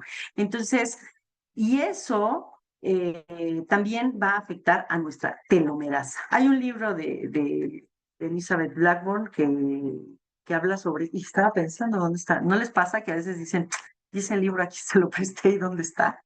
Bueno, pues me acaba de pasar. Y no me acuerdo quién se lo presté ni dónde está, pero bueno, mi único consuelo siempre con los libros es, espero que lo haya leído o que alguien lo haya leído, por favor. Pero bueno, ojalá que puedan comprarlo, es muy, muy interesante y también nos hace un cambio como decir, bueno, si circunstancialmente yo no estoy en esta situación, puedo cuidar más a mis células. Y si estoy en una situación de este tipo, eh, habrá que pensar y repensar en otras maneras de cómo movernos de esa circunstancia en la medida de las posibilidades y en los tiempos que sea posible. Ya Salvador está haciendo acá notas. Eh, ay, eh, ah, ah, el profesor que habíamos hablado. Y bueno, hablar de habilidades socioemocionales en el ámbito escolar es hablar de habilidades socioemocionales en todos los ámbitos. ¿Por qué? Ustedes piensen, a menos que hayan hecho homeschooling, los que hicieron homeschooling, alzan la mano y platíquenos de su experiencia, pero la mayoría de los que estamos aquí, si no es que todos, me atrevo a decir que todos y todas, pues hemos estado en una formación educativa curricular y formal, ya sea a distancia o presencial. Bueno, esa formación o sea, es como un gran círculo, el de la familia, el de la comunidad y el de la escuela, son pilares fundamentales para cómo me voy a dirigir yo en lo laboral, cómo me voy a dirigir yo en lo social y cómo me va a afectar a mí en la salud. Eh, por eso hay tanto peso con las y los docentes, porque sí es muy importante lo que ocurre en la escuela. Yo digo, ok, esto que nos comentaba, creo que Rocío hace un momento, que algunos profesores decían, yo no le voy a entrar a Construyete. Yo digo, ok, ¿no? Porque no era obligatorio, ¿no? Les daban esta constancia, lo cual también me parece adecuado. Y yo digo, si no le vas a entrar, digamos, al trabajo formal de habilidades socioemocionales con tu estudiantado, entonces éntrale a la no violencia, y al no estrés crónico innecesario en tu grupo. ¿Por qué? Porque entonces, si no le voy a sumar, tampoco le voy a restar. Parece utópico, de hecho hace un momento ponían unos libros y hablaba de algo utópico, pero pues así es la vida, o sea, ya Tomás Moro nos lo decía, ¿no? Con estos mundos utópicos, con esta vida utópica. O sea, sí realmente es el sueño que la escuela sea un espacio de construcción emocional y de conocimientos formales y de ciudadanos responsables. Sí es un gran sueño, sí es una gran utopía. Bueno, pues, o sea, sí hay que entrarle, ¿no? ¿Yo desde dónde? Bueno, yo, Lorena, perdón, pero yo no me voy, o sea, a mí se me complica hablar de emociones en primera persona, en segunda persona y a nivel grupal. Bueno, pero sí estamos obligados a entrarle a la no violencia y a la no violencia, ¿no? O sea, lo que implica la no violencia a través de perspectiva de género, a través de estrés innecesario, a través de o sea, a través de cualquiera es, no le vamos a entrar a la construcción socioemocional, bueno, también tenemos que entrarle a la no violencia. Y si yo estoy en la construcción de habilidades socioemocionales, por default le tengo que entrar a la no violencia. Y como no puedo yo llevar un guión al aula y decir, voy a hablar de habilidades socioemocionales y no le voy a entrar a la violencia, es una manera en la que yo tengo que vivir, ¿no? Cuando en las terapias contextuales, uno de los elementos pues que tiene un reflector importante, ¿no? Es el mindfulness, la atención plena. A mí me gusta, ¿no? Y digo que tiene un reflector importante, pues porque se habla un montón de mindfulness, ¿no? Y de actividades y de técnicas. Y yo digo, bueno, quien le pueda entrar desde la técnica está bien, quien le pueda entrar desde una formación o desde vivir en mindfulness, pues también me parece importante, ¿no? Pero es necesario, ¿no? Sabernos en procesos de formación constante y en procesos de conciencia de quiénes somos, cuál es nuestro papel y cómo influye en los demás. Hay un proyecto que se está llevando a cabo en el laboratorio que dirige el maestro Javier Darío Ríos, y él está trabajando un proyecto de prevención de violencia ginecológica en mujeres adolescentes. Cómo va a ser su primera visita con el ginecólogo, cuáles son sus derechos, qué puede pedir, qué no, bueno, sobre todo qué sí puede pedir, ¿no? Y qué sí puede esperar, ¿no? Y qué no es correcto esperar en una visita ginecológica. Y bueno, y uno de los puntos, y que él está, o sea, es un proyecto escalable. Dice, sí está bien hablar de las adolescentes, hablarle a las adolescentes, construir contenidos para las adolescentes, pero tenemos que hablar con el personal médico. ¿Por qué? Pues porque como sabemos o imaginamos, aunque creo que se queda corto lo que imaginamos, si hay por acá un médico, no lo puede constatar, ¿no? Estas prácticas de los residentes de ser R1, R2, R3, R4 y el nivel de violencia que existe en la formación de médicos en México, y creo que en otros países, pero solo sé de México, pues es muy alto, ¿no? Y entonces son médicos que llegan con un perfil a atender a sus pacientes, ¿no? Y creo que a todos alguna vez nos ha tocado de manera directa o con un familiar que haya una atención más allá de poco cordial, yo diría que violenta, ¿no? Entonces, sí es muy importante que sepamos que la escuela sí se convierte en uno de los pilares más importantes de cómo nos vamos a conducir el resto de la vida, ¿no? Los que hemos estado en procesos, por ejemplo, de graduación, yo tengo estudiantes que me dicen, es que a mí me da mucho miedo hablar en público, ¿no? Y así de, pero ¿por qué te da miedo? ¿Qué pasa? O sea, ¿qué pasa, no? No, es que cuando yo iba en la primaria, un profesor, yo estaba exponiendo, un profesor me dijo tal, tal, tal, tal, y desde ahí, pues ya me dio mucho pavor exponer, ¿no? O yo expuse en la secundaria y se burlaron de mí y ya desde ahí Entonces, lo que pasa en la escuela sí es revolucionario, y lo voy a decir así, es revolucionario para lo que pasa en la vida. Entonces, repensemos y pensemos nuestro papel como estudiantes, como futuros psicólogas y psicólogos, o como si ya lo somos y si ya lo estamos ejerciendo, desde dónde lo ejercemos y cómo podemos abonar.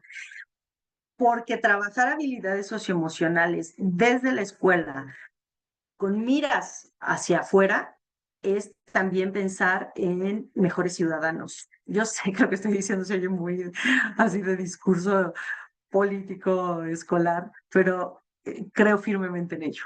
O sea, aunque se escuche utópico, creo en ello. Entonces, bueno, eh, luego dice en la primera intervención, no le damos importancia, dice Mariluz, a las emociones porque es algo que no es visible, como cuando te duele algo. claro. No hace nada también, no hacer nada también es una elección. Dice, en nuestra institución, en la de Ulises, comenzamos a implementar este año capacitación con nuestras figuras académicas en materiales de bienestar emocional y nos mencionan que se sienten agradecidos y tomados en cuenta al brindarles estos recursos de apoyo en su labor docente. En efecto, el desgaste psicoemocional, temblores, estrés crónico, yo creo que la violencia vicaria cuando eres sensible te golpea de manera constante y desgasta tu energía. La violencia vicaria es, pues imagine, o sea, yo pienso en la violencia vicaria es, el aprendizaje vicario es con lo que nacemos, ¿no? Es como tu mochilita, así estás todo bebecito y en tu mochilita va el aprendizaje vicario, ¿no? Para que de ahí tú vayas viendo y vayas aprendiendo y agarrándole la onda a la vida y el día a día. La violencia vicaria también tiene ese poder, ¿no? Hay un poder de generación de trauma y de estrés enorme. La epigenética, gracias, Ana Cristina. Me ha pasado. ¿Cuál es el título del libro? El título del libro es. Ay, es que ya no veo mi libro, no puedo poner porque estoy segura que lo presté. Ahorita se los digo. Este, no hay punto, dice, o estás a favor de la no violencia o haces lo contrario. No hay puntos medios, dice Luis Fernando. Bueno, puede haber momentos de transición, no puntos medios, tienes razón, pero yo creo que hay puntos de transición en donde si alguien no se da cuenta del ejercicio de la violencia y en ese momento hay un insight, me doy cuenta de, y digo, caray, entonces lo que estoy haciendo es violentar. Y en ese transitar a me doy cuenta para dejarlo de hacer, creo que podría ser un transitar, ¿no? Y acá nos pone Alejandra un pensamiento que tuvo ayer para que todos lo podamos leer. En nuestra institución aplicaron un taller de regulación emocional y el enfoque para la presentación de tesis o proyectos terminales. Lo hacemos con los estudiantes que están próximos a presentar el título del libro. Ay, gracias, Cintia. La solución de los telómeros. Acabo de saber que lo presté. Tengo la impresión que se lo presté a mi mamá. Dice, en el seguro social a los diabéticos que tienen su pie grave, se los cortan. Eso es una violencia estructural institucional burocrática que usan como política. No hacen nada por rescatar el pie de los diabéticos. Pocos usuarios rechazan esa violencia y logran rescatar su pie, pero desgraciadamente depende más de la gente, de esa gente, pues, no de las instituciones. Pero bueno, cortar el pie no es en sí un ejercicio de violencia, sino cortarlo cuando pudieran rescatarlo, ¿no? Hay nada más la acotación. Y inclusión y neurodivergencia. Bueno, estamos en la época em, ya todos descubrimos, o muchos hablamos de las neurodivergencias, ¿no? Estamos en un momento en donde se están estudiando ampliamente, como muchos otros temas, en donde ya no se habla de, ay, ¿cómo se les llamaba? Ayúdenme, a los que estaban como neurodivergentes nivel uno y se les llamaba de otra manera y que ahora ya no se les llama de esa manera, sino que ahora ya son neurodivergentes. Y hay también todo una investigación acerca del trauma relacionado al desarrollo de neurodivergencias y está este autor que es ahorita se los enseño, que habla sobre, pues sí, ¿no? La importancia del trauma y que se relaciona mucho con la epigenética y esto que habla Elizabeth Blackburn, ¿no? Es decir, la manera en la que hemos vivido esta vida, en la manera en la que hemos vivido esta infancia y esta adolescencia, cómo ha impactado celularmente y en mi vida y en mi cerebro. Y bueno, algo importante no solamente es hablar de la incorporación de habilidades socioemocionales y el trato digno a las diferencias, sino también qué implica enseñar habilidades o aprender habilidades socioemocionales desde la neurodivergencia y para los las personas con neurodivergencia, cómo lo puedo integrar, ¿no? Buscando que estos modelos, te lo llevaste para allá, que estos modelos, bueno, pues estén seguramente con apoyos adicionales para que esta adaptación pues sea mucho más exitosa, ¿no? Nuevamente, para muchos docentes, esto representa todavía ahora otro reto. Es que les digo, es un pilar muy importante, lleno de retos y lleno de carga, de mucha carga, ¿no? Es importante que consideremos no solamente yo, cómo voy a hablar de habilidades socioemocionales o de emociones con personas con algún tipo de neurodivergencia, sino cómo ayudo a que este grupo o este espacio en donde yo trabajo integren, respeten y apoyen a su compañero o compañera con neurodivergencia. Y lo mismo de hace rato, ¿no? No tengo la habilidad, la estoy desarrollando, la estoy conociendo para desarrollar, para este acompañamiento, no lo tengo, lo estoy, bla, bla, ok, pero entonces el primer paso es no te voy a violentar por la presencia o por cómo expresas tu neurodivergencia, ¿no? Y también, ¿no? El trabajo con las personas con alguna neurodivergencia, infantes, adultos, porque somos un montón los que no estamos diagnosticados o los que no estamos en tratamiento por algún tipo de neurodivergencia, ¿no? También cómo puedo, esto que decía Flavio o Ulises, de cómo incorporo la regulación emocional para beneficiarme y para ir paso a paso, ¿no? Reconstruyendo algunas partes que creo que no he atendido en mi vida. Ya casi para cerrar, la tecnología y la inteligencia artificial. Denme un momentito, por favor.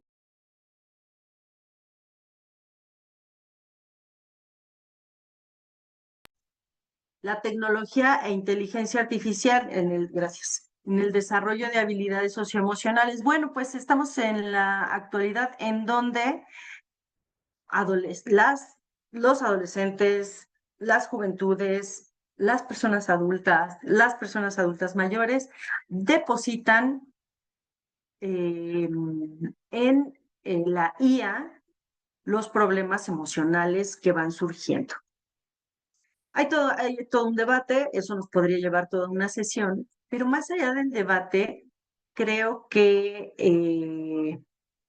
estamos llegando a un punto en donde la tecnología está trayendo más problemas que soluciones en los ámbitos emocionales y de salud mental, ¿no? Son muy positivas la inteligencia artificial, incluso para algunas consultas emocionales, ¿no? Para otros casos ha sido devastador.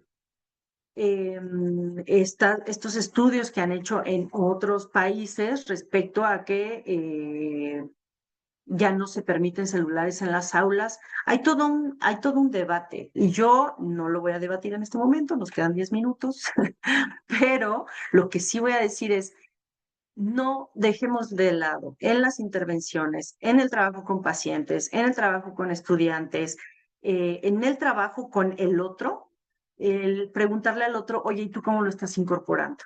¿No? O sea, me parece fundamental decir, ¿lo has incorporado? ¿Lo estás incorporando? ¿Cómo lo incorporas? ¿Qué tanto dependes de esta inteligencia para tu salud y para tu salud mental? Porque a veces es también, hace rato, me duele la cabeza que me tomo y te dice que te tomes, ¿no? Entonces, ¿qué tanto están dependiendo las personas para tener un punto de referencia y decir, ok, no, o sea, esta persona depende muchísimo, ¿no? Y también puede ser un espacio de debate con las y los estudiantes bien interesante, ¿no? ¿Cómo lo usan? ¿De qué manera les ha respondido? ¿Y en qué medida lo prefieren respecto a lo otro? Perdón, ya. Y bueno, Hay mucha evidencia que ustedes pueden consultar para el tema que ustedes lo necesiten sobre el clima escolar. Tenemos hay evidencia de cómo ha mejorado el clima escolar, cómo las habilidades socioemocionales son un factor protector, no solamente para el bienestar, sino también para los telómeros y para las cuestiones de neurodivergencia. Y saber que hay una brecha regional y hay una brecha de aquello que apliquemos, aunque sea para mexicanos, ¿no? No somos los mismos mexicanos, los de la costa, los de las fronteras, ¿no? Los de las fronteras es otro tema, cómo viven los que viven en las ciudades que los que no viven en las ciudades. Esto ya no lo vamos a ver.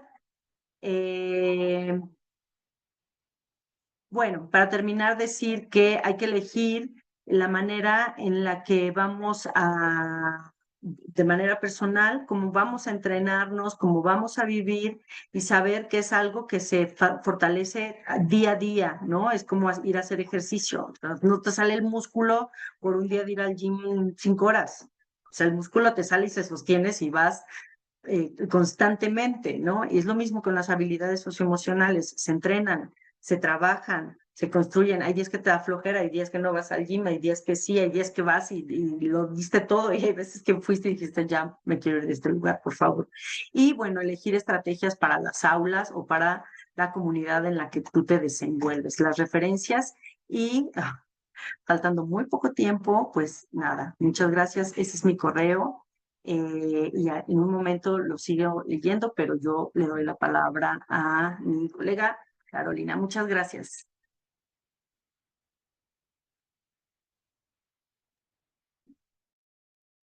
Al contrario, encantados de escucharte. A ver, no sé si coinciden conmigo. Lorena se caracteriza por ser esta combinación entre un conocimiento muy profundo de lo que habla, pero también la capacidad para divulgarlo y que sea sencillo, asequible, que abra la conversación. Entonces, yo creo que fue una gran cantidad de información, una muy buena revisión histórica y luego de compartir materiales. Entonces, pues tenemos muchísimas felicitaciones. Me encanta la interacción que Gracias. pudo tener con ustedes mientras la sesión ocurría para que todos estemos presentes. Entonces, preferiría, como hemos estado haciendo este ejercicio de diálogo y no de monólogo, si alguien quisiera hacer uso de la voz para poner sobre la mesa alguna pregunta en este tiempo que nos queda, eh, que lo haga, por favor. Además de muchas, muchas felicitaciones y mucha Gracias, gracias. empatía Es con un lo que gusto. comentas. Y les quería enseñar también este libro en lo que alguien se anima, que es de Gabor Maté, que se llama Mentes Dispersas. Ay, casi no se ve por mi... No le puedo quitar el fondo a mi pantalla, de verdad no es... Yo quería que saliera todo, pero bueno, se llama Mentes Dispersas y habla de la neurodivergencia desde un nuevo enfoque y habla mucho del trauma y demás. Me parece bien interesante eh, las miradas médicas que no lo ven solamente desde la medicina, ¿no? Y eso es lo que hace Gabor Maté y bueno, pues también está ahí el otro libro y hay otros tantos. Y sí, pues muchas gracias por interactuar y como decía la doctora Caro, si alguien quiere comentar algo, una experiencia, algo que haya surgido en estas 2 horas, ¿no? Todo el mundo te agradece las recomendaciones porque yo también coincido en que siempre es como una gran invitación a echarse un clavado de todo lo que pueden leer y lo que pueden revisar. Sí, los pongo en un momento, Noemi. Muchas gracias. Pero estuvo genial. Muchas gracias, doctora. Muy enriquecedor. Nos llevamos de tarea todos los libros recomendados. Gracias por su conocimiento enorme, una ponente maravillosa, muy ameno. Saludos a Lorena. En fin, pues si no hubiera otro comentario, solamente nos queda un profundo agradecimiento con todo el tiempo que dedicaste para ¿No estar come por acá. carne? Ay, a ver, María Elena, ¿quiere hablar? ¿O se le No, coló? andaba poniendo aplausos, hice yo prendió el micro. Creo que sí. Y gracias por la paciencia, porque como verán, aquí está mi hijo. No, hombre, así estamos todas en la vacación, en la Sí, maternaje y y nos falta todo agosto, ¿eh? todavía nos falta. Ánimo, muchachas. ¡Ánimo! ¡Sí podemos! Pues muchas gracias entonces. Muchas gracias a todas y Al todos. contrario. Excelente viernes. Un gusto. Igualmente, nos vemos por la tarde para finalizar esta escuela de verano. Gracias a todos y todas. Claro que Muchas sí. Un gracias a abrazo. todas y a Chao, todos. Nos chao. vemos. Bye.